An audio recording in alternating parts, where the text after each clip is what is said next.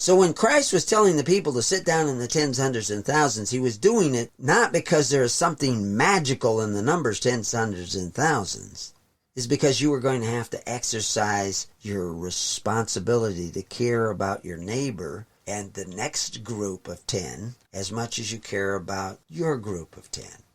This is what was happening when Christ was preaching the gospel of the kingdom.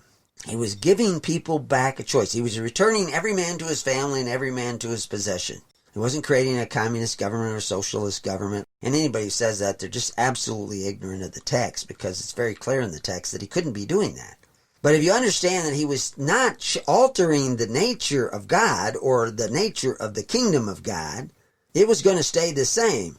But what had happened was the Pharisees did not understand what Moses originally told the Levites, because Moses and Jesus were in agreement. So he was just taking everybody back to where it all began and giving people the right to choose. There would be the church in the wilderness, and now there was the church established by Christ. And they both had the same function of providing a daily ministration to the needy of society and to serve the congregations of the people. And the people had the same responsibility of caring about their neighbor as much as they cared about themselves. Moses said that. You had to love your neighbor as yourself. Jesus didn't come up with that. Moses did.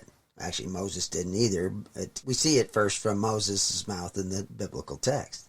That structure of individual responsibility, individual choice, redistributions of wealth, which is your wealth. You get to redistribute your wealth. You don't get to redistribute your neighbor's wealth, just your wealth.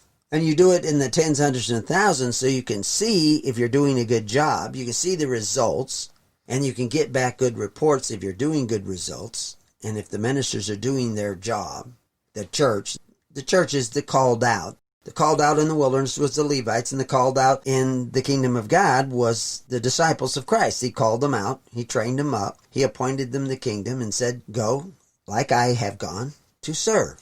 Unfortunately, a lot of religions really aren't serving the people.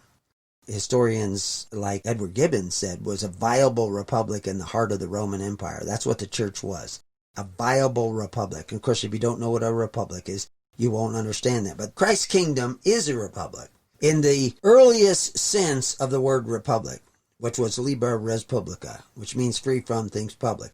Every member of society sitting down in congregations of 10 families are in free assemblies. They're not members of an organization. They have no fealty. The only allegiance they owe is to God and his righteousness.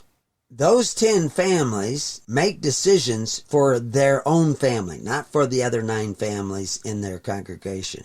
This is just a means by which to circulate your blood into society. Redistribute your wealth into society in a way that you get to decide. The choice is yours. The choice is not somebody else's. You may give something to your minister, and now it's his choice as to how to give that. Now, he will remember you gave it to him. He will have a relationship with you.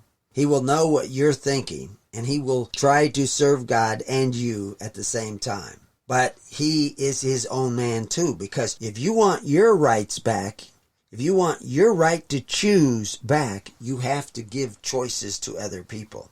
It goes with the territory. That's just human nature.